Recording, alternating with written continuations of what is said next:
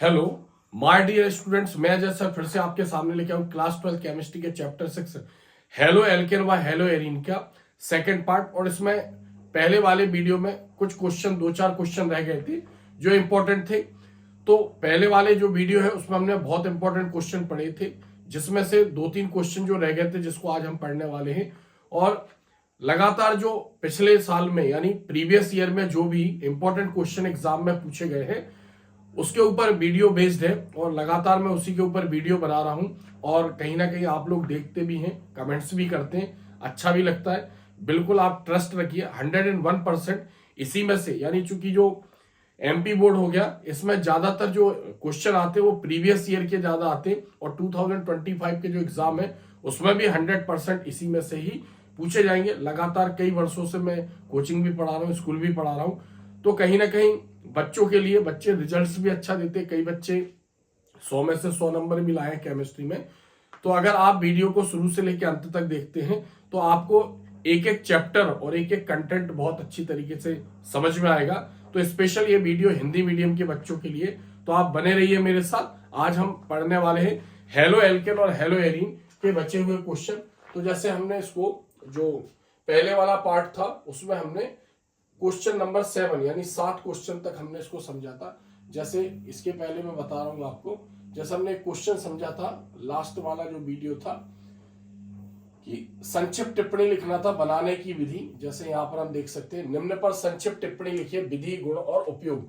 DDT, BSc और freon, इनके बारे में हमने पढ़ा था। और बहुत सिंपल तरीके से कंटेंट है और बहुत सिंपल तरीके से मैं आपके सामने इनको समझाने की कोशिश भी करता हूं। और मेरा उद्देश्य यह है कि अगर आप इनको पढ़ के अच्छा रिजल्ट लाते हैं तो कहीं ना कहीं आपको भी अच्छा लगेगा और मुझे भी अच्छा लगेगा। तो क्वेश्चन नंबर 8 से अभी हम इसको समझेंगे। तो यहां पर क्वेश्चन नंबर 8 है, जैम और विस डाई हैलाइड को उदाहरण से समझाइए। तो जैसा हम जानते हैं चैप्टर 6 है हेलो एल्केन और हेलो एरीन। तो जो हेलो एल्केन होता है, हेलोजन परमाणुओं की संख्या के आधार पर हेलो एल्केन को 4 भागों में बांटा गया है। Mono halo alkane, die halo alkane, try halo alkane और टेट्रा हेलो एल्केन। तो अगर एल्केन से एक हेलोजन जुड़ता है तो हम उसको मोनो हेलो एल्केन बोलते हैं। 2 हेलोजन जुड़ते हैं तो डाई हेलो एल्केन, और 3 हेलोजन एल्केन से जुड़ते हैं तो ट्राई हेलो एल्केन, और 4 हेलोजन जुड़ेंगे तो टेट्रा हेलो एल्केन। कुल मिलाकर एल्केन से जितने हाइड्रोजन निकलते जाएंगे उतने हेलोजन जुड़ते जाएंगे, क्योंकि हाइड्रोजन की भी वैलेंसी एक होती है और हेलोजन की भी वैलेंसी एक होती है। और हेलोजन हाइड्रोजन से ज्यादा पावरफुल है, इसलिए हाइड्रोजन को रिप्लेस करके हेलोजन अटैच होते हैं। तो यहाँ पर हम इनके मीनिंग भी समझेंगे। तो gem dihalide, gem dihalide या जैम डाई हेलो एल्केन। तो ये तो समझ में आ गया कि डाई हेलो एल्केन, जब एल्केन से 2 हेलोजन जुड़े हो तो उसको बोलेंगे हम डाई हेलो एल्केन। अब यहाँ पर जो जैम वर्ड है इसके बारे में हम समझेंगे। तो एक चीज ध्यान रखना, ये जो जैम है और विस है ये एक साथ एग्जाम में पूछते हैं। तो विस भी डाई हेलो एल्केन और जैम भी डाई हेलो एल्केन है, तो दोनों में क्या डिफरेंस है इसको हम समझते हैं। तो इसका आंसर हम देखते हैं यहां पर, जैम डाई हैलाइड या जैम डाई हेलो एल्केन। तो जब एल्केन के एक ही कार्बन परमाणु पर 2 हेलोजन परमाणु जुड़े होते हैं, एक ही कार्बन पर 2 हेलोजन परमाणु जुड़े होते हैं तो उसे जैम डाई हेलो एल्केन कहते हैं। या हम ये कह सकते हैं कि एल्केन के एक ही कार्बन से 2 हाइड्रोजन का प्रतिस्थापन होता है 2 हेलोजन द्वारा। अब जो जैम शब्द है ये जेमिनल से बना है, जैम शब्द जेमिनल से लिया गया, इसको ध्यान रखना। जैम शब्द जेमिनल से बना है जिसका अर्थ होता है समान स्थिति। तो अगर मान लो एल्केन में, जैसे एल्केन में पहला यौगिक होता है मेथेन CH4, तो इसमें तो एक ही कार्बन है। दूसरा अगर हम इसका यौगिक देखें एल्केन का तो होता है C2H6। अगर हम C2H6 को यहां पर देखें ध्यान से, तो C2H6 को हम इस प्रकार भी लिख सकते हैं CH3 सिंगल बॉन्ड CH3। तो इसमें 2 कार्बन है।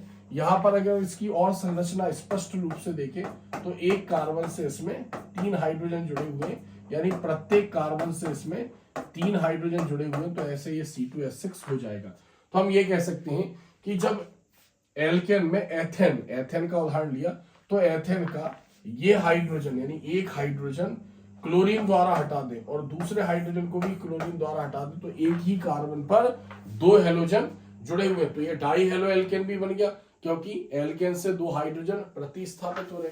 तो हम इसको इस प्रकार यहां बता सकते हैं, कार्बन से कार्बन सिंगल बॉन्ड द्वारा अटैच है, और यहाँ पर H, और यहाँ Cl अटैच कर दिया हमने, यहाँ पर भी Cl, और इस कार्बन के ऊपर कोई इफेक्ट नहीं पड़ा, यानी इससे कितने हाइड्रोजन अटैच है, 3 हाइड्रोजन। तो जब एक ही कार्बन से 2 हाइड्रोजन रिप्लेस करके 2 हेलोजन जुड़ जाएंगे, तो अगर हम इसको देखें, तो अगर मान लो इसका युक्ति सूत्र बनाए, तो एक कार्बन से 3 हाइड्रोजन अभी भी जुड़े हैं, तो क्या लिखेंगे हम यहाँ पर CH3, और इसको लिखेंगे CHCl2।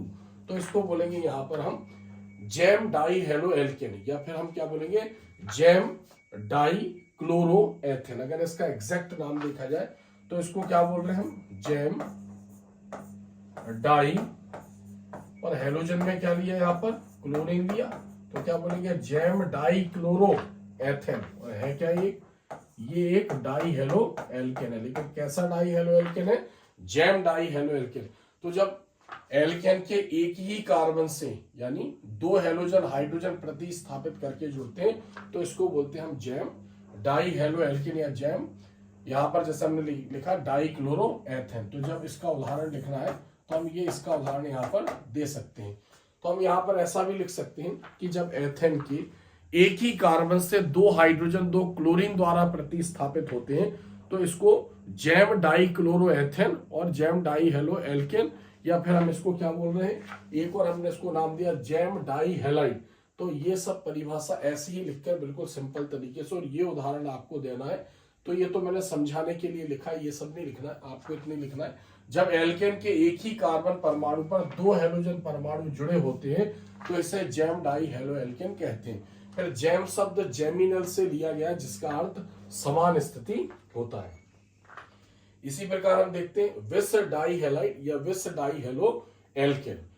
तो जब एल्केन के अलग अलग कार्बन, यानी एल्केन के अलग अलग कार्बन परमाणु से, मतलब 2 हेलोजन परमाणु जुड़े होते हैं, तो जब एल्केन के अलग अलग कार्बन परमाणु से क्या बोलेंगे हम, टोटल कितने जुड़े, 2 हेलोजन परमाणु जुड़े होते हैं, तो इसे जैम डाई हेलो एल्केन, इसे जैम डाई हेलो एल्केन कहते हैं। अब यहाँ पर विस शब्द जो है वो विजिनल से बना है, जिसका अर्थ होता है निकटतम स्थिति या निकटवर्ती। तो यहाँ पर भी हम एथेन का उदाहरण लेंगे, तो एथेन का सूत्र क्या होता है, C2H6, और उसको हम इस प्रकार से भी लिख सकते हैं, यानी CH3 सिंगल बॉन्ड और CH3। अब हम इसका ओपन स्ट्रक्चर देखें, तो कार्बन से कार्बन सिंगल बॉन्ड द्वारा अटैच है, और प्रत्येक कार्बन से कितने हाइड्रोजन अटैच है, यहाँ पर 3 हाइड्रोजन यहाँ पर इससे अटैच है। ये हो गया ऐसा। तो हम ये कह सकते हैं कि सपोज एक हाइड्रोजन यहां से हटा दे और एक क्लोरीन जुड़ जाए, और एक हाइड्रोजन यहां से हट जाए, एक क्लोरीन जुड़ जाए, तो निकटवर्ती कार्बन हो गए। तो हम इस प्रकार इसको देख सकते हैं, यानी कार्बन से कार्बन तो जुड़ा है, अब इससे ऊपर यहाँ पर हाइड्रोजन जुड़े, यहाँ पर हाइड्रोजन, और यहाँ पर भी हाइड्रोजन जुड़ा हुआ है, इससे भी हाइड्रोजन जुड़ा हुआ है। इसके हाइड्रोजन को प्रतिस्थापित कर दिया क्लोरीन ने, उसके हाइड्रोजन को भी प्रतिस्थापित कर दिया क्लोरीन ने। तो हम इसको इस प्रकार भी लिख सकते हैं, यहाँ पर CH2Cl सिंगल बॉन्ड CH2Cl। तो हम इसको क्या बोलेंगे, इसको बोलेंगे हम विस डाई क्लोरो एथेन, और ये एक डाई हेलो एल्केन है। तो एल्केन से 2 H निकलना है, 2 हेलोजन जुड़ना है। अब एक ही कार्बन से निकलते हैं तो उसको बोलेंगे हम जैम डाई हेलो एल्केन, और अलग अलग कार्बन से हेलोजन जुड़ते हैं, यानी H को रिप्लेस करके, H को हटा के, तो हम इसको बोलेंगे विस डाई हेलो एल्केन। और एक्चुअली इसका नाम क्या है, इसका नाम अगर हम देखेंगे तो इसका नाम है विस डाई क्लोरो, विस डाई क्लोरो एथेन, विस डाई क्लोरो एथेन। तो अगर हम यहाँ पर देखें तो थोड़ा सा एक और लाइन हम इसमें जोड़ सकते हैं उदाहरण में, कि जब एथेन के प्रत्येक कार्बन से एक क्लोरीन परमाणु जुड़ा होता है, यानी प्रत्येक कार्बन से एक एक क्लोरीन परमाणु जुड़ा होता है, तो इसको विस डाई क्लोरो एथेन कहते हैं। बाकी ये संरचना हमें बनानी है, और ये समझाने के लिए लिखवा है, ये सब हमें नहीं लिखना है, ठीक है, इसको हमें नहीं लिखना है। हमें क्या करना है, परिभाषा लिखनी है, ये शब्द बताना, इसका अर्थ क्या है। तो निकटवर्ती कार्बन, जैसे इस कार्बन से कार्बन अटैच है, पास अटैच है, तो ये जैम और विस जब भी आते एग्जाम में एक साथ पूछते। नेक्स्ट क्वेश्चन देखते हैं, क्लोरोबेंजीन की निम्न अभिक्रियाओं के रासायनिक समीकरण लिखिए। क्लोरोबेंजीन, क्लोरोबेंजीन की निम्न अभिक्रियाओं के रासायनिक समीकरण लिखिए, अथवा क्लोरोबेंजीन की नाभिक स्नेही प्रतिस्थापन अभिक्रियाओं को समझाइए। तो क्वेश्चन में क्या दिया रहेगा, क्लोरीनीकरण, यानी हमें क्या बताना है, क्लोरीनीकरण। क्लोरीनीकरण मतलब क्लोरीन से क्रिया, हैलोजनीकरण हैलोजन से क्रिया, नाइट्रीकरण नाइट्रिक अम्ल से क्रिया, सल्फोनीकरण सल्फोनिक अम्ल ये सल्फ्यूरिक अम्ल से क्रिया, और एल्किलीकरण यानी एल्किल हैलाइड से क्रिया। क्लोरोबेंजीन के हमें इसके क्रियाओं के साथ समीकरण बताने, तो हम इसको इसके क्वेश्चन को बहुत सिस्टमेटिकली समझते हैं, तो ये इसके आंसर है। अब हम यहाँ पर समझेंगे, यानी क्लोरोबेंजीन का क्लोरीनीकरण। तो क्लोरोबेंजीन क्या है, जब बेंजीन के ऊपर अटैच होगा क्लोरीन, तब हम इसको बोलेंगे क्लोरोबेंजीन। किससे क्रिया करवानी हमें, Cl2 क्लोरीन से क्रिया करवानी है यहाँ पर। और कोई भी यहाँ पर उत्प्रेरक हमने ले लिया, सपोज करो यहाँ पर हमने ले लिया FeCl3, ये उत्प्रेरक हमने इसको ले लिया। अंधेरे में सूर्य के प्रकाश की अनुपस्थिति, यानी प्रकाश नहीं होना चाहिए, प्रकाश की अनुपस्थिति में ये क्रिया करवाएंगे। तो क्या होगा, क्लोरीन यहां से एक H को रिप्लेस करेगा ऑर्थो से, या फिर पैरा से एक H को रिप्लेस करेगा, हटाएगा, वो H दूसरे क्लोरीन से क्रिया करके HCl बना लेगा। तो यहाँ पर हम देखते हैं, यानी दो प्रकार के यहाँ पर उत्पाद बनेंगे। यहाँ पर तो क्लोरीन पहले से अटैच है, अब एक क्लोरीन यहाँ पर अटैच हो गया, यानी ऑर्थो पोजीशन पर, क्योंकि ये पहला कार्बन था, ये दूसरा कार्बन ऑर्थो कहलाएगा। या फिर ये कंडीशन यहाँ पर बन सकती है कि यहाँ तो क्लोरीन अटैच था, अब यहाँ पर भी क्लोरीन अटैच हो सकता है। तो हम इसको क्या बोलेंगे, बनेगा क्या, हालांकि हमें नाम वगैरह नहीं लिखना है, केवल क्लोरोबेंजीन का क्लोरीनीकरण मतलब संतुलित समीकरण लिखना है। तो हम इसको ये बोलते हैं ऑर्थो, यानी आने वाला क्लोरीन कहाँ जुड़ा, ये पहला ये दूसरा ऑर्थो, और दो क्लोरीन हो गए तो क्या बोलेंगे, ऑर्थो डाइक्लोरो, ऑर्थो डाइक्लोरो। और किससे जुड़े हैं ये, बेंजीन से, तो ऑर्थो डाइक्लोरो बेंजीन। यहां पर जैसे ये पहला कार्बन, दूसरा, तीसरा, चौथा कार्बन पैरा, तो हम इसको क्या लिखेंगे, पैरा। और क्लोरीन कितने हैं, दो है, तो क्या बोलेंगे, पैरा। पैरा भी लिख सकते हैं, संकेत भी बना सकते हैं, para dichloro benzene, para dichloro benzene. तो ऐसे यहाँ पर दो उत्पाद बनेंगे। नेक्स्ट दूसरी क्रिया है क्लोरोबेंजीन का नाइट्रीकरण, तो इसको हम देखते हैं आगे। क्लोरोबेंजीन का नाइट्रीकरण, तो क्लोरोबेंजीन, जब बेंजीन के ऊपर क्लोरीन जुड़ा होगा तो हम इसको बोलेंगे क्लोरोबेंजीन, यानी बेंजीन के ऊपर क्लोरीन जुड़ा होगा। नाइट्रीकरण यानी नाइट्रिक अम्ल से क्रिया, तो मैंने आपको पहले ही बताया, जब भी नाइट्रिक अम्ल क्रिया करेगा तो नाइट्रिक अम्ल का एक्चुअल फॉर्मूला जो होता है वो होता है HNO3।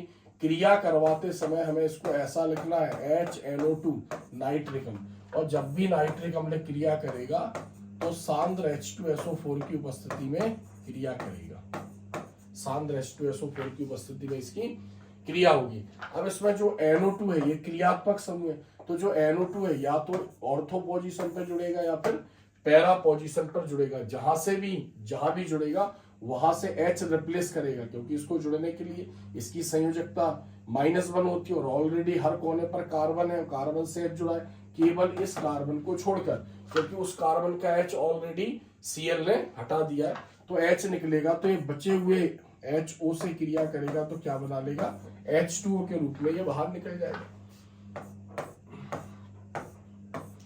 तो यहाँ पर पहले से इसके ऊपर Cl था, अब हमने यहाँ पर जोड़ दिया NO2 मतलब नाइट्रो।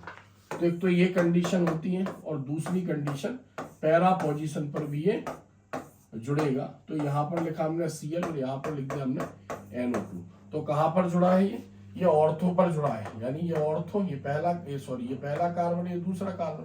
तो यहाँ पर हम इसको बोलेंगे ऑर्थो, और इसका नाम लिखेंगे NO2 को क्या बोल रहे हैं, नाइट्रो, ऑर्थो नाइट्रो। और क्लोरोबेंजीन से ऑर्थो पोजीशन पर जुड़ा है, तो ऑर्थो नाइट्रो क्लोरोबेंजीन ये हो जाएगा। तो इसी प्रकार ये पहला कार्बन, दूसरा कार्बन, तीसरा और चौथा कार्बन, तो इसको चौथे कार्बन को बोलेंगे पैरा, तो इसको लिखेंगे पैरा नाइट्रो क्लोरोबेंजीन। हमें एग्जाम में नाम नहीं लिखना है, लेकिन चूंकि केमिस्ट्री है, किसी भी प्रकार से क्वेश्चन पूछते हैं तो हमें हर यौगिक का नाम पता होना चाहिए। तो यहाँ पर क्लोरोबेंजीन का जब नाइट्रीकरण होगा तो ऑर्थो व पैरा नाइट्रोक्लोरोबेंजीन ये बनेंगे। नेक्स्ट रिएक्शन देखते हैं, क्लोरोबेंजीन का सल्फोनीकरण। अब क्लोरोबेंजीन, जब बेंजीन से क्लोरीन जुड़ा होगा तो इसको बोलेंगे क्लोरोबेंजीन। सल्फ्यूरिक अम्ल, सल्फोनीकरण होता है सल्फ्यूरिक अम्ल से क्रिया, और सल्फ्यूरिक अम्ल का सूत्र होता है H2SO4। अब सल्फ्यूरिक अम्ल को भी हम डायरेक्ट नहीं लिखते, जब भी व्यंजन रिंग से क्रिया कराई जाती है तो H2SO4 को हम ऐसा लिखेंगे HOSO3H, क्योंकि इसमें जो SO3H होता है ये क्रियात्मक समूह है, इसको हम सल्फोनिक अम्ल के नाम से जानते हैं, और ये डायरेक्ट क्रिया करता है।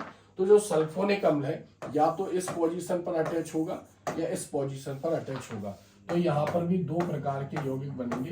तो ऊपर तो इसमें क्लोरीन जुड़ा है, अब SO3H ने H हटाया, वो HO से क्रिया करके क्या बना देगा, H2O के रूप में बाहर निकल जाएगा, और जो SO3H है वो यहाँ पर अटैच हो जाएगा SO3H, या फिर नीचे यानी पैरा पोजीशन पर वो अटैच हो जाएगा।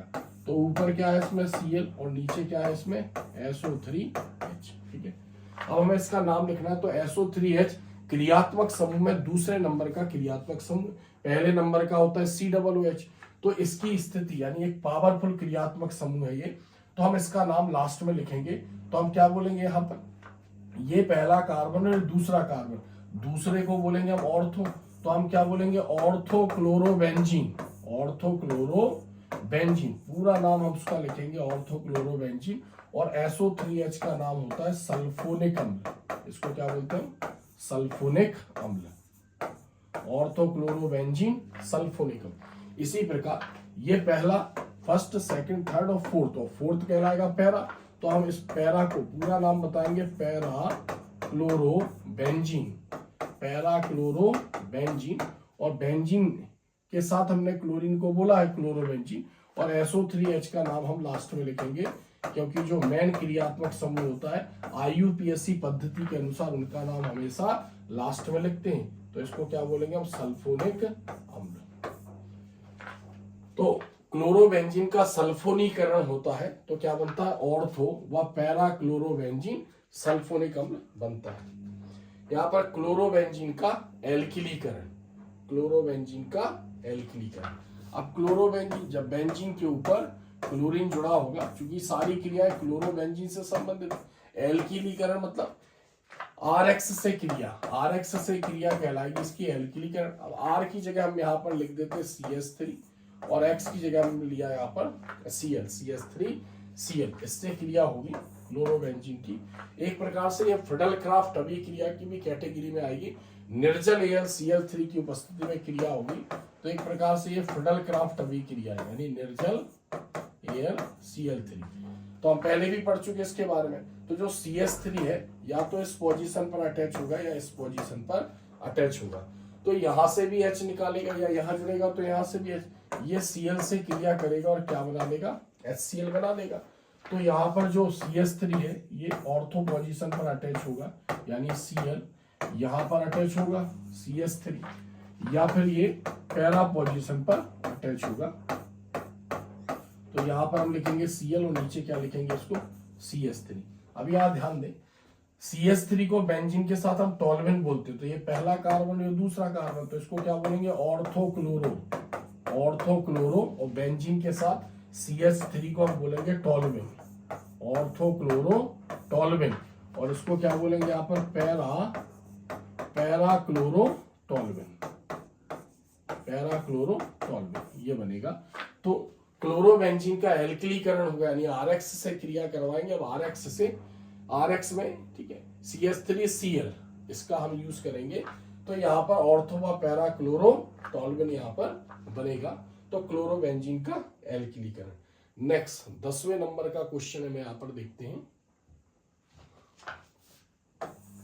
क्लोरोबेंजीन और क्लोरल को सांद्र सल्फ्यूरिक अम्ल मतलब H2SO4 की उपस्थिति में गर्म करने पर, ध्यान से सुनना, यहाँ पर क्लोरोबेंजीन और क्लोरल को सांद्र सल्फ्यूरिक अम्ल की उपस्थिति में गर्म करने पर प्राप्त यौगिक का नाम, जो यौगिक बनेगा, अभिक्रिया का समीकरण, और हमें उस बनने वाला जो यौगिक है उसका हमें उपयोग बताना है। तो कितना इस क्वेश्चन को घुमाया गया। एक्चुअली इसके पहले हमने पढ़ा था पहले वीडियो में DDT, dichloro diphenyl trichloro ethane. तो बच्चे को यह समझ जाना चाहिए कि क्लोरल दो ही जगह यूज होता है, तो क्लोरोफॉर्म बनाने की प्रयोगशाला विधि में, केमिस्ट्री में, ऑर्गेनिक केमिस्ट्री में, और दूसरा क्लोरोबेंजीन से क्लोरल की क्रिया होती है। तो दो जगह ही पूरी केमिस्ट्री में क्लोरल यूज है। तो क्लोरोबेंजीन की क्लोरल से क्रिया हो गया। क्लोरल का फॉर्मूला क्या होता है? CCl3CHO, यानी एसिटल्डिहाइड, यानी CH3CHO से 3 H हटते हैं, 3 क्लोरीन जुड़ते हैं, तो इसको बोलते हैं हम क्लोरल या ट्राइक्लोरो एसिटल्डिहाइड। क्लोरोबेंजीन के दो अणु यहाँ पर क्रिया करेंगे। पहले भी जो हमने पहले वीडियो में पढ़ा था उसमें भी इसको बहुत अच्छी तरीके से हमने इसको समझा था। हर कोने पर यहाँ पर पैरा पोजीशन पर Cl अटैच है, तो हमें ध्यान रखना है इसके H निकालकर बाहर बताने। बच्चा गलती क्या करता है, जो क्लोरीन है दोनों क्लोरीन को इस तरफ जोड़ देता है, तो फिर उसको समझ में नहीं आता क्या होगा। तो क्लोरीन इस तरफ राइट साइड पे क्लोरीन और लेफ्ट साइड पे हमें हाइड्रोजन को बाहर निकाल के जोड़ना है। अब इस कार्बन से जो ऑक्सीजन है वो डबल बॉन्ड द्वारा जुड़ा है, तो क्या होगा, यहां से H2O बाहर निकल जाएगा। क्योंकि इसमें H2SO4 यूज हो रहा है। H2SO4 क्या होता है, निर्जलीय कारक होता है, यानी ऐसे कंपाउंड जिनमें से वाटर मॉलिक्यूल, जल के अणु के निकलने की जरा सी भी संभावना होती है, तो H2SO4 उसको बाहर निकाल देता है। तो H2O बाहर निकल गया। अब जब H2O बाहर निकल गया तो CCl3CH बचा और कार्बन के 2 इलेक्ट्रॉन फ्री हो गए क्योंकि ऑक्सीजन बाहर निकला। तो यहां से डायरेक्ट जो होगा वो क्लोरोबेंजीन, यानी जो Cl है यानी क्लोरोबेंजीन, डायरेक्ट यहाँ पर अटैच हो जाएगा। तो इधर देखो बनने वाला यौगिक जो है इसमें 2 क्लोरीन है, यानी हम इसको क्या बोलेंगे, डाइक्लोरो। 2 फेनल है, डाइफेनल, फिर 3 क्लोरीन, ट्राइक्लोरो, और कार्बन से कार्बन यहाँ पर सिंगल बॉन्ड द्वारा अटैच है, तो इसको बोलेंगे ethane. Dichloro diphenyl trichloro ethane, यानी इसको क्या बोलेंगे हम, डीडीटी बोलेंगे। तो क्लोरीन और क्लोरल को सांद्र सल्फ्यूरिक अम्ल की उपस्थिति में गर्म करने पर प्राप्त यौगिक का नाम, तो आपको नाम बताना है यहाँ पर, डाइक्लोरो डाइफेनल ट्राइक्लोरो एथेन। और फिर अभिक्रिया का समीकरण हमने लिखा है। उपयोग बताना, इसका उपयोग क्या है, तो एक प्रबल कीटाणुनाशक होता है। डीडीटी एक प्रबल कीटाणुनाशक होता है। पहले काफी समय पहले घरों में, जो ग्रामीण क्षेत्रों में डीडीटी का छिड़काव किया जाता था मच्छर, मक्खी और इसको मकड़ियों को मारने के लिए, ताकि जो इंसेक्ट है, कीड़े मकोड़े घर में ना रहे। लेकिन कहीं ना कहीं उसका मनुष्य पर और पेड़ पौधों पर उसका एक हानिकारक प्रभाव पड़ रहा था, इसलिए डीडीटी पर भी अब प्रतिबंध लगा दिया गया। रेयर कंडीशन में किसानों को दिया जाता है, इसको खाने पर मौत भी हो सकती है, इसलिए इसका जो उपयोग है वो अब प्रतिबंधित है, बहुत लिमिटेड इसका उपयोग होता है। नेक्स्ट क्वेश्चन हम देखते हैं यहाँ पर 11वां। हेलो एल्केन, हेलो एल्केन को क्या बोल रहे हैं, एल्केन हैलाइड। किससे प्रदर्शित करते हैं इसको, RX। अब R क्या होता है, जब खुली श्रृंखला वाला, यानी एक्चुअली इसमें R जो है वो एल्केन है। R क्या है, एल्केन है। जब एल्केन से हाइड्रोजन हटाते हैं तो एल्किल मूलक बनता है, तो हम ये भी कहते हैं कि जो R है वो एल्किल मूलक है। जैसे मेथेन से H हटेगा तो CH3, CH3, C2H5, C3H7। और हेलोएरिन, हेलोएरिन को हम एरियल हैलाइड बोलते हैं, इसे भी हम RX से प्रदर्शित करते हैं। लेकिन जो R है, बेंजीन से हाइड्रोजन जब रिप्लेस होता है तो एरियल मूलक बनता है, और X तो हेलोजन है, फ्लोरीन, क्लोरीन, ब्रोमीन।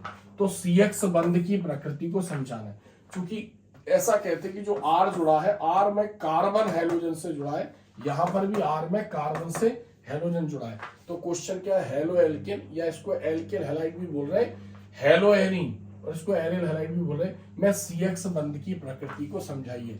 तो हेलो एल्केन वा, ऐसा लिख सकते हैं, हेलो एल्केन वा हेलोएरिन में CX बंध की प्रकृति को समझाइए। अथवा दूसरे प्रकार से ये ऐसा भी पूछ सकते, हेलो एल्केन और एल्किल हैलाइड दोनों का अर्थ एक ही है। हेलोएरिन व एरियल हैलाइड की तुलना में अधिक क्रियाशील है, क्यों, समझाइए। मतलब हेलो एल्केन ज्यादा क्रियाशील है हेलोएरिन की तुलना में, मतलब एल्किल हैलाइड ज्यादा क्रियाशील है एरियल हैलाइड की तुलना में। तीसरे प्रकार से ऐसा पूछेंगे ये कि जो हेलोएरिन है हेलो एल्केन की तुलना में कम क्रियाशील होता है, क्यों, घुमा दिया। दोनों का मीनिंग ये क्या, इसमें हेलो एल्केन उससे अधिक क्रियाशील है, यहाँ पहले हेलोएरिन लिख दिया और पूछ रहे हेलो एल्केन की तुलना में कम क्रियाशील है।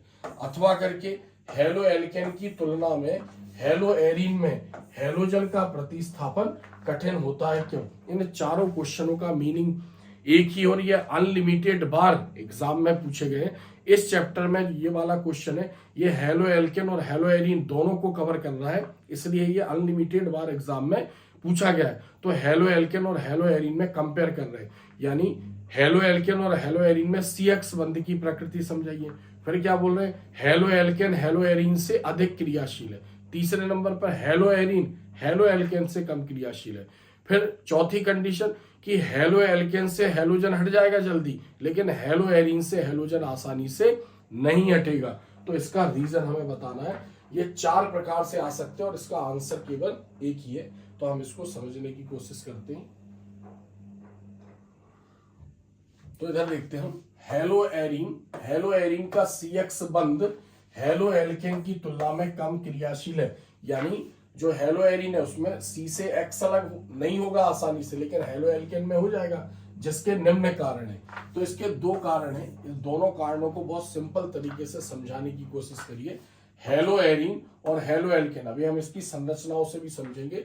हेलो एरीन और हेलो एल्केन में हेलोजन परमाणु क्रमशः sp2 और sp3 संकरित कार्बन से जुड़ा होता है। इसको समझने की कोशिश करना कि जो हेलो एरीन में हेलोजन जिस कार्बन से जुड़ा है वो कार्बन sp2 संकरित अवस्था में है, और हेलो एल्केन में हेलोजन जिस कार्बन से जुड़ा है वो कार्बन sp3 संकरित अवस्था में। यानी हेलो एरीन में जो कार्बन यूज हो रहा है उसमें 3 बॉक्स यूज हो रहा है, उसका आकार छोटा है, और हेलो एल्केन में जो कार्बन यूज हो रहा है उसमें sp3 संकरण है, 1 s और 3 p ऑर्बिटल, इसमें 1 s और 2 p ऑर्बिटल, इसका आकार छोटा है, उसका आकार बड़ा है। तो क्या बोल रहे हैं हम, sp2 संकरित कार्बन का आकार छोटा और विद्युत ऋणात्मकता मतलब इलेक्ट्रॉन खींचने की क्षमता उसकी ज्यादा है, विद्युत ऋणात्मकता अधिक होती है, इसलिए हेलो एरीन में हेलोजन परमाणु नाभिक से मतलब कार्बन से प्रबलता से जुड़ा होता है, और जिससे CX बंध का विदलन कठिन हो जाता है, यानी CX बंध आसानी से नहीं टूटता है। अभी हम इसके संरचना से इसको समझने की कोशिश करेंगे। तो यहाँ पहला पॉइंट आपको याद रखना है कि जो हेलो एरीन है उसमें हेलोजन जिस कार्बन से जुड़ा है वो कार्बन sp2 संकरित अवस्था में, और हेलो एल्केन में हेलोजन जिस कार्बन से जुड़ा है वो कार्बन sp3 संकरित अवस्था में है। sp2 संकरित वाला कार्बन छोटा है और उसकी इलेक्ट्रॉन खींचने की क्षमता ज्यादा है sp3 के तुलना में, इसलिए उससे हेलोजन प्रबलता से जुड़ा है और C से X अलग नहीं हो पाता, यानी CX बंध आसानी से नहीं टूटता, ये बताया गया।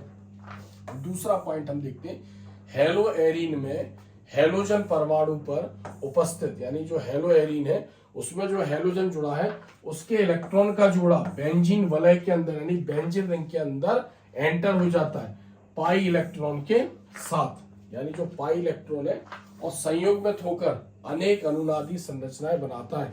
यानी जब हेलो एरीन में हेलोजन अलग होने की कोशिश करेगा तो जो sp2 संकरित कार्बन है वो हेलोजन के इलेक्ट्रॉन के जोड़े को अपने अंदर मतलब अपनी तरफ आकर्षित करता है, जिसका जो हेलोजन है उसके इलेक्ट्रॉन अंदर की तरफ एंटर हो जाते हैं, और फिर जो हेलो एरीन है उसकी कई संरचनाएं बनेंगी जिसको बोलते हैं हम अनुनादी संरचना। और CX बंध हेलोजन और कार्बन के बीच में भी डबल बॉन्ड के समान गुण आ जाते हैं, और सिंगल बॉन्ड की तुलना में डबल बॉन्ड पावरफुल है, तो CX बंध की लंबाई भी कम हो जाएगी, क्योंकि जैसे हम बोलते हैं कार्बन के बीच में सिंगल बॉन्ड है, इसकी बंध लंबाई ज्यादा होगी, अगर इसके बीच में डबल बॉन्ड है बंध लंबाई कम हो जाएगी, ट्रिपल बॉन्ड है तो और भी बंध लंबाई कम हो जाएगी, जिससे हेलोजन परमाणु का प्रतिस्थापन कठिन हो जाता है। क्लियर है? तो दूसरे पॉइंट को हम समझते हैं कि जो हेलोजन यानी हेलो एरीन में जो हेलोजन sp2 संकरित कार्बन से जुड़ा है वो पावरफुल है, तो वो हेलोजन के इलेक्ट्रॉन के जोड़े को अपनी तरफ आकर्षित करता है और उसका इलेक्ट्रॉन अंदर की तरफ एंटर हो जाता है, जिस कारण हेलो एरीन की बहुत सारी संरचनाएं बनती है जिसको हम अनुनादी संरचनाएं बोलते हैं, और कार्बन और हेलोजन के बीच में भी डबल बॉन्ड के समान गुण आ जाते हैं। तो ये 2 पॉइंट है, हालांकि क्वेश्चन थोड़ा सा टफ है लेकिन इसको बहुत सिंपल लैंग्वेज में यहाँ पर हमने लिखने की कोशिश करी है। अब हम इसको बहुत सिंपल डायग्राम यानी उसकी संरचना के द्वारा हम उसे समझने की कोशिश करते हैं। तो यहाँ आपको ध्यान देना है कि जैसे मान लो हैलोजन में हमने क्लोरीन जोड़ दिया, यानी बेंजीन से यहाँ पर क्लोरीन जोड़ दिया। अब चूंकि क्लोरीन का परमाणु क्रमांक 17 होता है, तो इसकी आखिरी कक्षा में 7 इलेक्ट्रॉन होते हैं। कितने इलेक्ट्रॉन होते हैं? 7 इलेक्ट्रॉन। तो एक इलेक्ट्रॉन ने क्या किया, इस कार्बन से जिसमें क्या है, इस कार्बन में sp2 संकरण है, sp2 संकरण है इस कार्बन में। और तो हम इसकी संरचनाएं आगे देखते हैं, यानी किस प्रकार की इसमें पहले हम संरचनाएं बना लेते हैं, बाद में हम इसको समझने की कोशिश करेंगे। तो जो हेलोएरिन होता है, हेलोएरिन में हमने क्लोरोबेंजीन लिया, 5 प्रकार की अनुनादी संरचनाएं ये प्रदर्शित करेगा। सारी संरचनाएं वास्तविक होती हैं, इनका अस्तित्व होता है और एक दूसरे में ये परिवर्तित होती रहती हैं। तो ये हमने बनाया और यहाँ पर सभी से क्या जोड़ दिया हमने, यहाँ पर सभी से क्लोरीन को जोड़ दिया।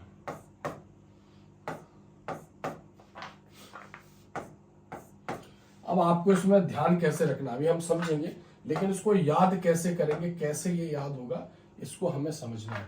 तो अल्टरनेट डबल बॉन्ड होता है, तो पहले आपने एकांतर युग्म बंध यहाँ पर बनाया, एक के बाद एक डबल बॉन्ड आपने यहाँ बनाया।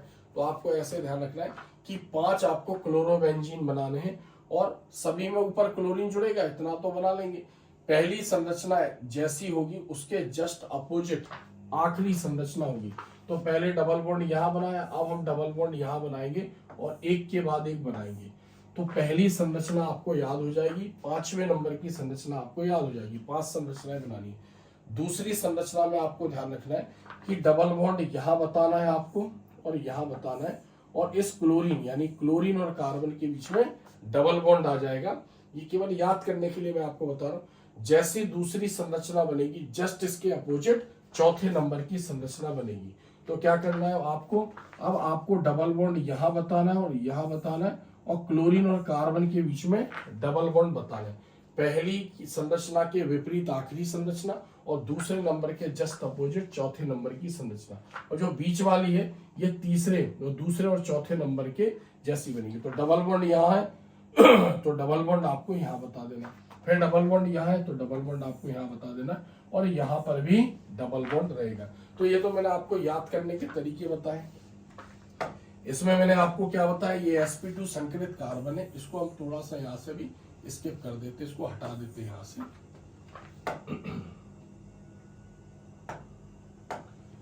अब जब ये कार्बन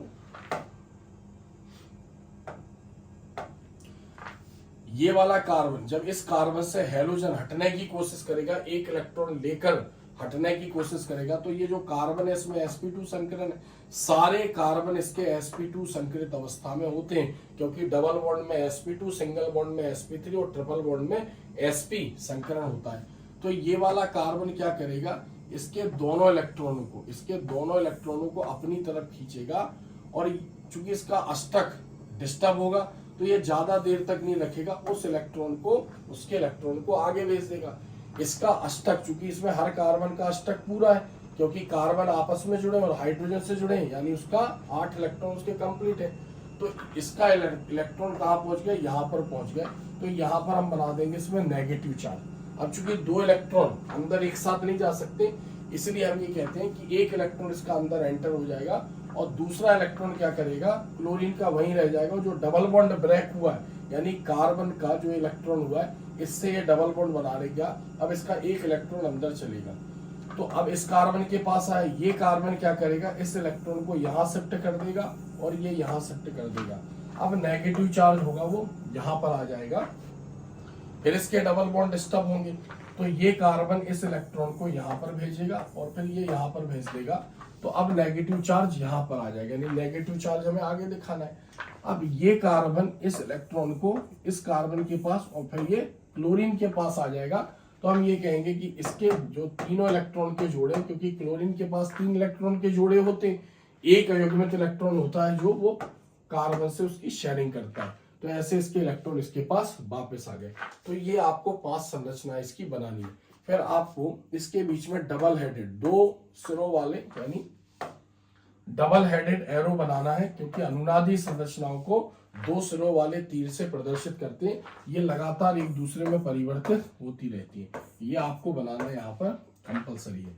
दूसरी चीज, जब इसका इलेक्ट्रॉन अंदर गया तो इसके पास केवल 2 इलेक्ट्रॉन के जोड़े बचे और इसके इलेक्ट्रॉन का लॉस हुआ, इसलिए इसके ऊपर प्लस चार्ज आ जाएगा। यानी यहाँ पर जहां जहां डबल बॉन्ड है उस कंडीशन में क्लोरीन के ऊपर प्लस चार्ज आ जाएगा, क्योंकि उसका इलेक्ट्रॉन अंदर गया। यहाँ पर भी इसके ऊपर धन आवेश आ जाएगा, ये इस प्रकार। और इसके ऊपर पॉजिटिव चार्ज नहीं आएगा क्योंकि इसमें सिंगल बॉन्ड हो गया। थोड़ी सी संरचना टफ जरूर है। तो पहले के विपरीत आखिरी 5वें नंबर की दूसरे नंबर के जस्ट अपोजिट चौथे नंबर की और दूसरे और चौथे को मिलाकर ये संरचना बनेगी। तो जब आप इसकी इलेक्ट्रॉन की शिफ्टिंग दिखाएंगे ऐसी, तो नेगेटिव चार्ज अगली बेंजीन रिंग में बताना है। अब ये तो हमने बताया हेलो एरीन में कि हेलो एरीन में हेलोजन परमाणु सरलता से कार्बन से अलग नहीं हो पाता है। क्यों? तो उसका रीजन केवल एक ही है कि इसमें हर कार्बन sp2 संकरित अवस्था में उसका आकार छोटा है, तो क्लोरीन के इलेक्ट्रॉन को वो अपनी तरफ आकर्षित करता है। अगर हम हेलो एल्केन की बात करें तो हेलो एल्केन में जैसे मान लो हमने ले लिया CH3Cl ले लिया, तो यहाँ पर कार्बन के क्लियर चारों इलेक्ट्रॉन उसके बॉन्ड बनाने में, बंद बनाने में भाग ले रहे हैं। जैसे यहाँ पर मेथिल क्लोराइड या क्लोरोमेथिल एक हेलो एल्केन है, तो चूंकि कार्बन के चारों इलेक्ट्रॉन बंद बनाने में भाग ले रहे हैं, यानी जो कार्बन है उसमें sp3 संकरण है। तो इसको आप देख लें। अब मैं आपको संकरण भी समझा देता हूँ हेलो एल्केन और हेलो एरीन में। उसको हमें बताना नहीं एग्जाम में, बस जो बताया उतना ही हम लिखना है। तो यहाँ पर अगर हम बात करें तो कार्बन का परमाणु क्रमांक 6 होता है, यानी 2 4। इलेक्ट्रॉनिक विन्यास देखें तो 1s2 2s2 और 2p2, ये इसका इलेक्ट्रॉनिक विन्यास। आखिरी कक्षा के इलेक्ट्रॉन बंद बनाने में भाग लेंगे, तो s में 2 इलेक्ट्रॉन है और p में कितने इलेक्ट्रॉन है? 2 इलेक्ट्रॉन है और p उपकोष में बॉक्स 3 है। तो ये क्या है? ये 2s है और ये 2p है। ये इसकी मूल अवस्था कहलाती है। इसकी कार्बन की क्या कहलाती है? मूल अवस्था। तो मूल अवस्था में क्या हो रहा है कि जब हेलो एरीन की बात कर रहे हैं तो हेलो एरीन में जो कार्बन है वो इस कंडीशन में, यानी sp2 एक s है और ये दोनों p है, यानी s और p, 2p ऑर्बिटल आपस में अपने इलेक्ट्रॉनों की अपनी एनर्जी को शिफ्ट कर रहे हैं। तो इसमें जो है sp2 संकरण है। किसमें? हेलो एरीन में। हेलो एरीन में हर कार्बन sp2 संकरित अवस्था में। अगर हम हेलो एल्केन की बात करें तो हेलो एल्केन में क्या हो रहा है? जैसे 2 4 इलेक्ट्रॉनिक विन्यास क्या लिखेंगे? 1s2 2s2 और 2p2। तो ये इसकी आखिरी कक्षा है, ये मूल अवस्था है। अब हम इसको देखेंगे मूल अवस्था में s में 2 इलेक्ट्रॉन है, p में कितने इलेक्ट्रॉन है? यहाँ पर 2 इलेक्ट्रॉन है। तो ये s हो गया और ये तीनों क्या हो गया? p हो गया। तो क्या होता है? उत्तेजित अवस्था में हेलो एल्केन में ये वाला इलेक्ट्रॉन निकलकर यहाँ पर चला जाएगा, तो अब इसमें संकरण होगा। अब संकरण होगा तो एक s और 3 p ऑर्बिटल मिलेंगे। तो कौन सा संकरण है इसमें? sp3। इसमें 3 बॉक्स है, इसका आकार छोटा है, और इसमें 4 बॉक्स है, इसका आकार बड़ा है। तो छोटा जिसका आकार है, इसकी इलेक्ट्रॉन खींचने की क्षमता इस कार्बन की तुलना में ज्यादा है। तो ये हेलो एरीन में ये कंडीशन है, हर कार्बन है sp2 में, और हेलो एल्केन में sp3 संकरित अवस्था में होता है। नेक्स्ट यहाँ पर क्वेश्चन नंबर 12 देखते हैं। क्या होता है जब एथिल ब्रोमाइड, एथिल मतलब C2H5 और ब्रोमाइड मतलब Br।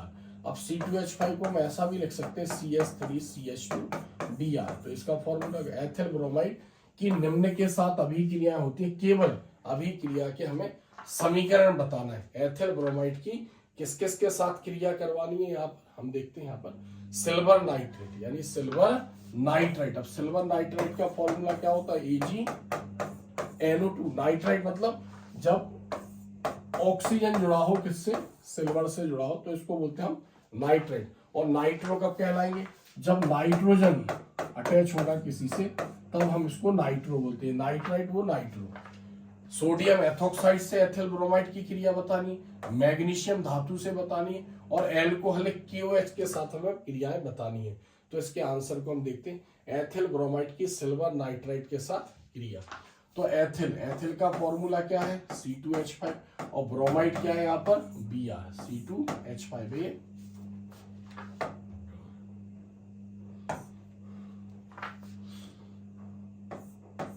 C2H5 और Br, एथिल ब्रोमाइड किसके साथ क्रिया, AgNO2 सिल्वर नाइट्राइट के साथ क्रिया।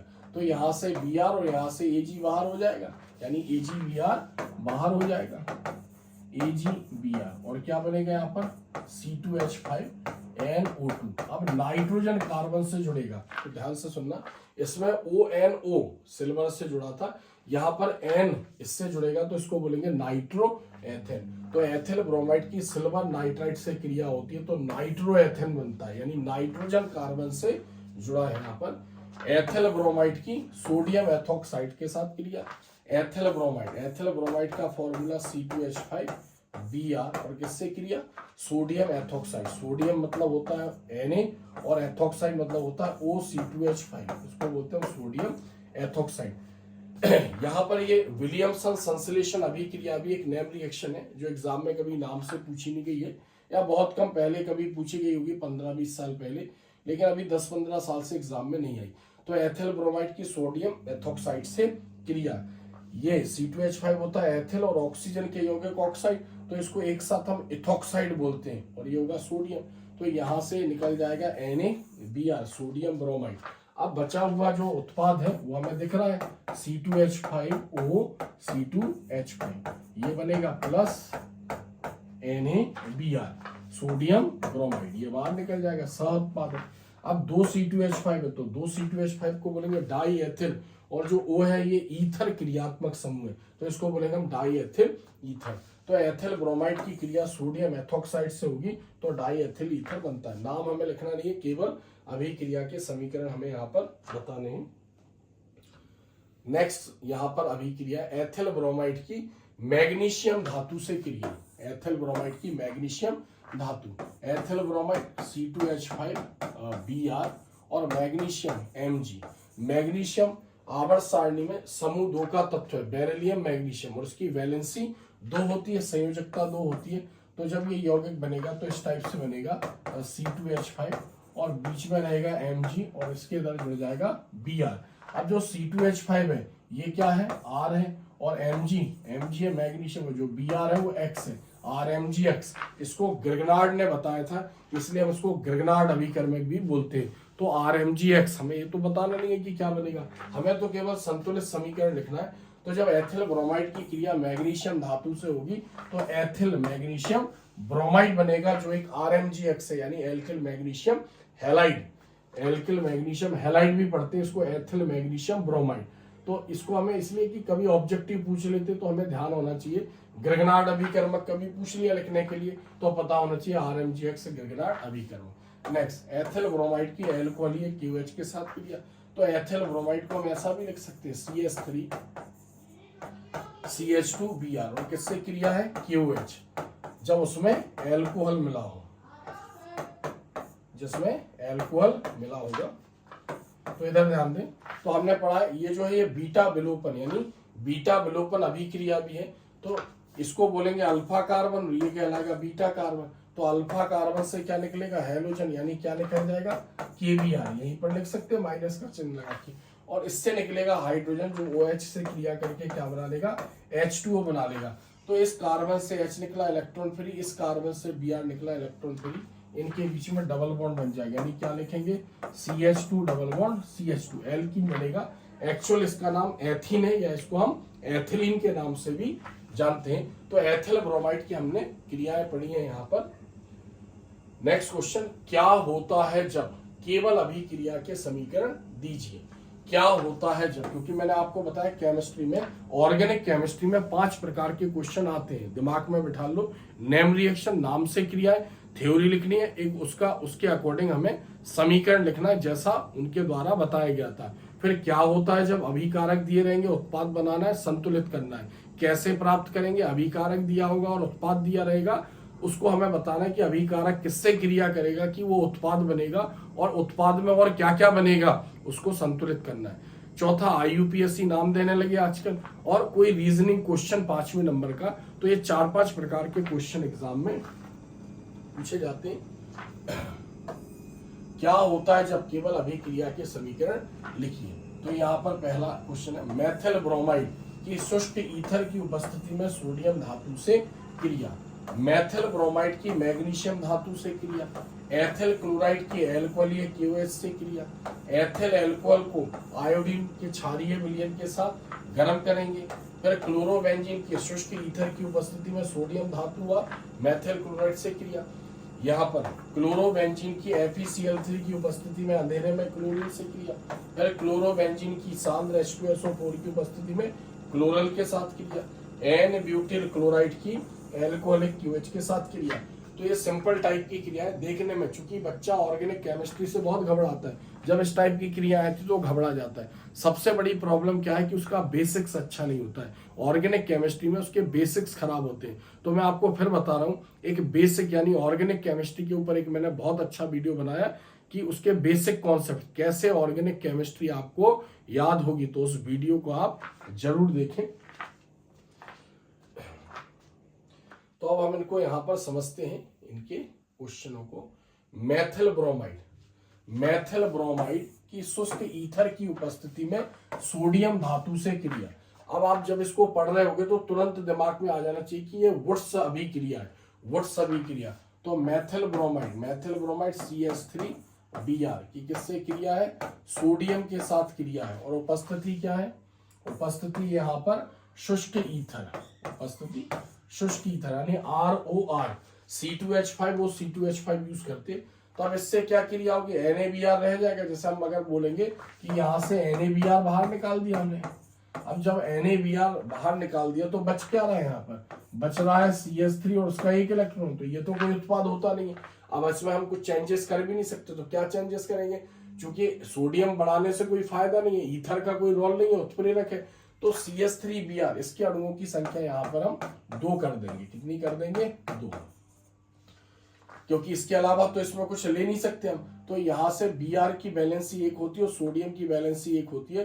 तो 2 सोडियम यहाँ पर Br से क्रिया करेंगे तो क्या निकल जाएगा? 2NaBr। अब CH3 2 हो गए और CH3 से सिंगल बॉन्ड द्वारा जुड़ जाएगा और क्या बन जाएगा यहाँ पर? C2S6 और C2S6 से एथिल। तो ये क्रिया हो गया, इसको बोलते हैं वुड्स अभिक्रिया। तो मेथिल ब्रोमाइड शुष्क ईथर की उपस्थिति में सोडियम धातु से क्रिया करेगा तो एथेन बनाएगा। नेक्स्ट, मेथिल ब्रोमाइड की मैग्नीशियम धातु से क्रिया। ये भी बहुत सिंपल है, अभी हमने इसके जैसी एक और क्रिया पढ़ी। तो मेथिल ब्रोमाइड यानी CH3Br प्लस मैग्नीशियम। अब मैग्नीशियम जो है वो द्वितीय समूह का तत्व है आवर्त सारणी में, उसकी संयोजकता 2 होती है। तो 2 होती है यानी इस प्रकार का यौगिक बनेगा CH3Mg और Br यानी मेथिल मैग्नीशियम ब्रोमाइड। मेथिल एक R है, Mg लिखा रहने देंगे और जो Br है वो X है, RMgX। इसको ग्रिगनार्ड ने बनाया था इसलिए हम इसको ग्रिगनार्ड अभिकर्मक भी बोलेंगे। तीसरी, एथिल क्लोराइड की अल्कोहलीय KOH के साथ क्रिया। अब एथिल क्लोराइड को हम ऐसा भी लिख सकते हैं CH3 CH2 और Cl। किससे क्रिया है? Alcoholic KOH। जब KOH में, KOH मतलब पोटेशियम हाइड्रोक्साइड और कॉस्टिक पोटास के नाम से भी जाना जाएगा। जब इसमें अल्कोहल मिला हो तो इसकी क्रिया क्या होगी ये हमें बताना है। तो ये अल्फा कार्बन और ये बीटा कार्बन है, बीटा विलोपन अभिक्रिया। यहाँ से Cl, यहाँ से K बाहर हो जाएगा, KCl बाहर हो जाएगा। यहाँ से H निकलेगा, OH से क्रिया करेगा और H2O बना लेगा। इस कार्बन का इलेक्ट्रॉन फ्री हुआ, H निकला, इस कार्बन का इलेक्ट्रॉन फ्री हुआ, Cl निकला। तो क्या बन जाएगा यहाँ पर? CH2 डबल बॉन्ड CH2, या फिर हम इसको क्या लिखेंगे एक साथ? C2H4 यानी एथिन, या ये एथिलीन के नाम से जाना जाएगा। नेक्स्ट देखते हैं, एथिल अल्कोहल को आयोडीन के क्षारीय विलयन के साथ गर्म करेंगे। अब आप देखो इसको कितना घुमाया है।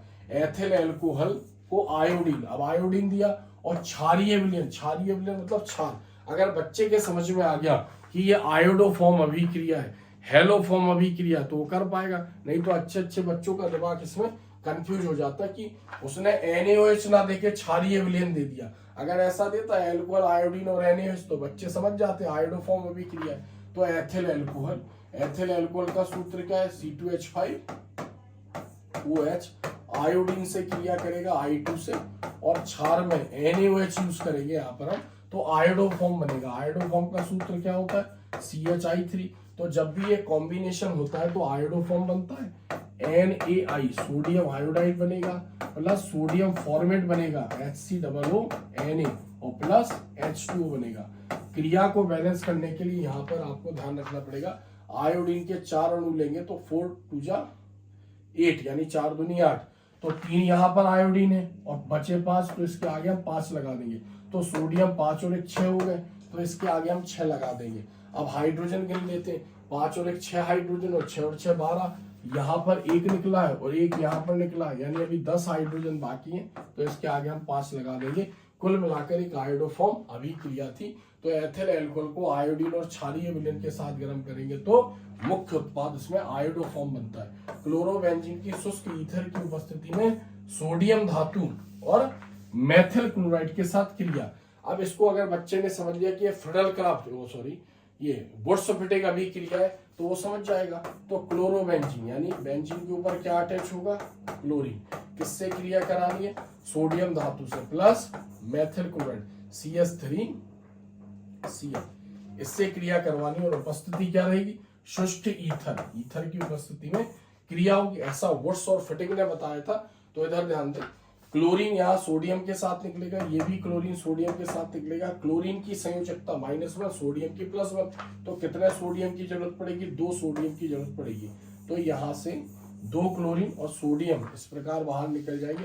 उधर प्लस करके भी लिख सकते हैं, तो यहाँ पर भी हम लिखते हैं माइनस का चिन्ह लगा के नीचे, उसका मतलब होता है उत्पाद बाहर निकल रहा है। तो डायरेक्ट यहाँ पर बेंजीन के ऊपर क्या अटैच हो जाएगा, बेंजीन के ऊपर CH3 अटैच हो जाएगा और इसका नाम होता है टोल्विन बनता है। एक प्रकार से ये एल्किल बेंजीन भी है, लेकिन हम इसको मेथिल बेंजीन नहीं लिखते, इसको टोल्विन के नाम से जानते हैं। नेक्स्ट रिएक्शन देखते हैं, क्लोरीन की FeCl3 की उपस्थिति में, ये क्लोरोबेंजीन की FeCl3 की उपस्थिति में अंधेरे में क्लोरीन के साथ क्रिया, इसे हमने पहले वीडियो में समझा था। तो क्लोरोबेंजीन, जब बेंजीन के ऊपर क्लोरीन जुड़ा हो तो क्लोरोबेंजीन किससे क्रिया है, इसकी क्लोरीन से क्रिया है और अंधेरे में, और उपस्थिति क्या है FeCl3। अगर सूर्य का प्रकाश होगा तो बेंजीन हेक्साक्लोराइड बना लेगा, तो क्या होगा, जो क्लोरीन होगा वो ऑर्थो पोजीशन पर जुड़ेगा, यानी एक क्लोरीन यहाँ पर अटैच होगा H हटाकर, या फिर यहाँ पर अटैच होगा, वो H दूसरे क्लोरीन से क्रिया करेगा और HCl के रूप में बाहर हो जाएगा। तो एक क्लोरीन तो ऑलरेडी इसके ऊपर जुड़ा था, दूसरा क्लोरीन यहाँ पर जुड़ेगा, या दूसरा क्लोरीन पैरा पोजीशन पर जुड़ेगा, यानी एक Cl तो ऊपर अटैच है Cl, और दूसरा यहाँ पर अटैच हो जाएगा। तो क्या बोलेंगे, इसको बोलेंगे ऑर्थो, ये पहला कार्बन, दूसरा ऑर्थो डाइक्लोरो, कितने क्लोरीन है, 2, ऑर्थो डाइक्लोरो, बेंजीन से जुड़े तो बेंजीन, और यहाँ पर पैरा पोजीशन है तो क्या बोलेंगे इसको, पैरा डाइक्लोरो बेंजीन, ये बनेगा। तो क्लोरोबेंजीन की FeCl3 की उपस्थिति में अंधेरे में क्लोरीन से क्रिया होगी, तो यहाँ से HCl बाहर हो जाएगा, क्लोरीन ऑर्थो या पैरा पोजीशन पर जुड़ जाएगा। क्लोरोबेंजीन की सांद्र H2SO4 की उपस्थिति में क्लोरल के साथ क्रिया। अब ये देखो हम तीसरी बार समझ रहे हैं, यानी DDT है, यानी क्लोरोबेंजीन और क्लोरल यानी DDT, क्योंकि क्लोरल 2 जगह यूज हुआ है पूरी केमिस्ट्री में, एक तो क्लोरोफॉर्म बनाने की जो प्रयोगशाला विधि है उसमें, और एक DDT में। तो यहाँ पर क्लोरल का फॉर्मूला क्या होता है, CCl3CHO, किससे क्रिया करवानी इसकी, क्लोरोबेंजीन। तो क्लोरोबेंजीन, क्लोरीन को हमें दाईं तरफ दिखाना है यहाँ पर, और बाईं तरफ उसके हाइड्रोजनों को बाहर निकाल कर दिखाना है। तो यहाँ से क्या निकल जाएगा, H2O बाहर निकल जाएगा। कौन निकालेगा ये H2O, सांद्र H2SO4, तो यही निकाल देते हैं -H2O। अब चूंकि ऑक्सीजन डबल बॉन्ड से जुड़ा था तो यहाँ पर इसके 2 इलेक्ट्रॉन फ्री हो गए कार्बन के, डायरेक्ट ये किससे जुड़ गया, डायरेक्ट ये क्लोरोबेंजीन से अटैच हो गया इस टाइप से। तो क्या बोलेंगे, डाइक्लोरो, 2 फेनल, डाइफेनल, ट्राइक्लोरो, और कार्बन सिंगल बॉन्ड द्वारा अटैच है, यानी ethane, dichloro diphenyl trichloro ethane, जिसको हम बोलते हैं DDT। Next n butyl, n शब्द कब जुड़ता है, जब कार्बन की सीधी श्रृंखला होती है उसके लिए एन जुड़ता है, एन मतलब नॉर्मल। तो ब्यूटिल क्लोराइड, ब्यूटिल मतलब 4 कार्बन, तो हम ऐसा लिखेंगे इसको CH3 CH2 और यहाँ पर CH2Cl, ये हो जाएगा। एल्कोहल, ये QH के साथ क्रिया, यानी बीटा विलोपन अभिक्रिया। जब भी एल्कोहल QH आ जाए, अब चूंकि ये क्या है यहाँ पर, ये हेलो एल्केन है, तो जब भी हेलो एल्केन एल्कोहल ये QH के साथ क्रिया करेगा, इसका मतलब बीटा विलोपन अभिक्रिया। तो ये अल्फा कार्बन और ये क्या है यहाँ पर बीटा कार्बन, तो अल्फा कार्बन बीटा कार्बन।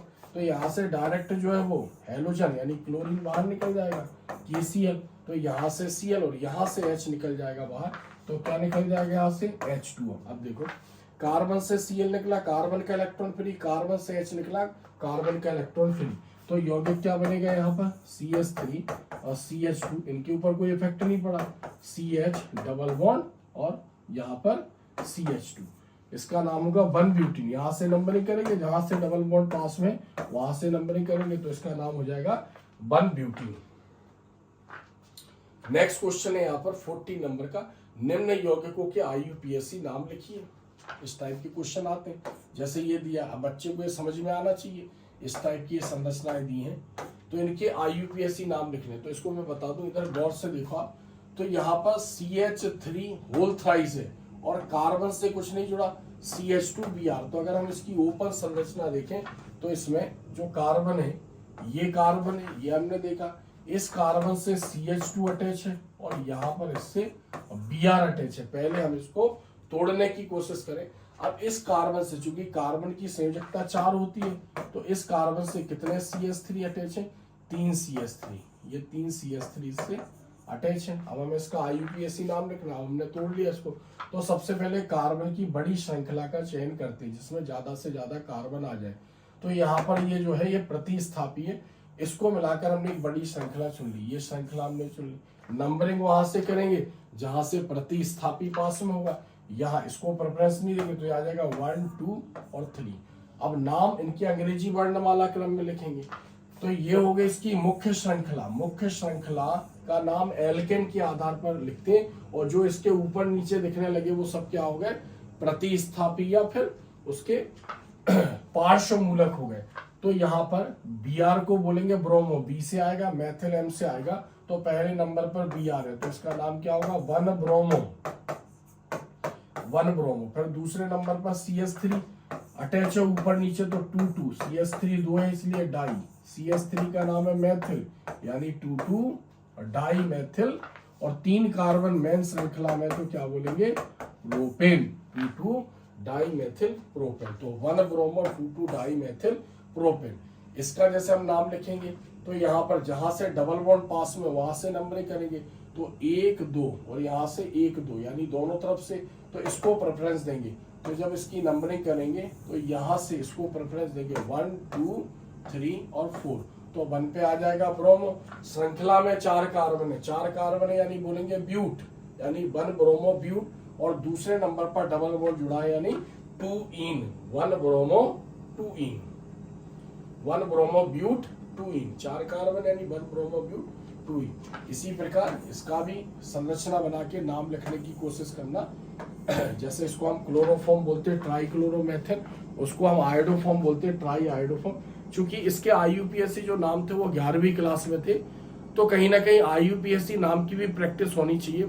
पता चला कि क्वेश्चन में दोनों यानी मेन क्वेश्चन और अथवा में भी कुछ ना कुछ होता है, दोनों में IUPAC नाम दे दिए और अगर हमें लिखते नहीं आ रहे तो वो हमारे दोनों क्वेश्चन छूट जाएंगे। इसलिए IUPAC नाम की भी प्रैक्टिस करते आना चाहिए। तो ऐसे हमने हेलो एल्केन और हेलो एरिन के कुछ महत्वपूर्ण क्वेश्चन यहाँ पर समझे। रासायनिक अभिक्रियाओं के लिए कार्बनिक यौगिकों के नाम का आपको नॉलेज होना चाहिए, उनके सूत्र लिखते आना चाहिए। अभिक्रियाओं से बिल्कुल नहीं डरे, केवल फॉर्मूले पता हो तो फिर हमें दिक्कत नहीं आती है। कॉन्सेंट्रेट होकर उसको पढ़े। पहले तो कार्बनिक यौगिकों की प्रैक्टिस आपके द्वारा साल भर की गई होगी, तो अभिक्रियाएं सबसे सिंपल होती है, ऑर्गेनिक केमिस्ट्री सबसे सिंपल पार्ट है। तो आज हमने इसका दूसरा पार्ट समझा। पहले पार्ट में भी बहुत इंपॉर्टेंट क्वेश्चन थे, तो वीडियो आप पूरे देखिए और अंत तक देखिए। पता नहीं कौन सा क्वेश्चन आपको आपके काम का मिल जाए। और चूंकि ये तो सब इंपॉर्टेंट क्वेश्चन है, अब इसमें से बहुत सारे तो आपने पढ़ रखे होंगे, याद होंगे। जो आपको लगता है हाँ ये सर ने सही बताया, इसकी लैंग्वेज सही है, तो कहीं ना कहीं उसको याद किया करो। तो वीडियो को स्किप मत किया करो, आराम से एक एक क्वेश्चनों को समझना है, एक एक क्वेश्चनों को देखना है, और कमेंट्स जरूर करें वीडियो अच्छा लगता है। नेक्स्ट वीडियो नेक्स्ट टॉपिक के ऊपर होगा, नेक्स्ट चैप्टर पर होगा, और एक इंपॉर्टेंट क्वेश्चन का पेपर भी बहुत जल्दी मैं आपके सामने लेके आऊंगा, जिसमें से काफी क्वेश्चन फाइनल एग्जाम में होते, लेकिन कहीं ना कहीं वो एक धोखा भी हो सकता है। अभी तक तो 99% क्वेश्चन फंसते हैं, लेकिन चूंकि कब एमपी बोर्ड या कब बोर्ड क्वेश्चनों में परिवर्तन कर दे हम कुछ नहीं कह सकते। बस आराम से पढ़ते रहिए, समय कम है और मैं लगातार आपके साथ में जुड़ा हुआ हूँ जब तक आपका पेपर नहीं हो जाता है। इसी के साथ अपने वीडियो को समाप्त करता हूँ। धन्यवाद।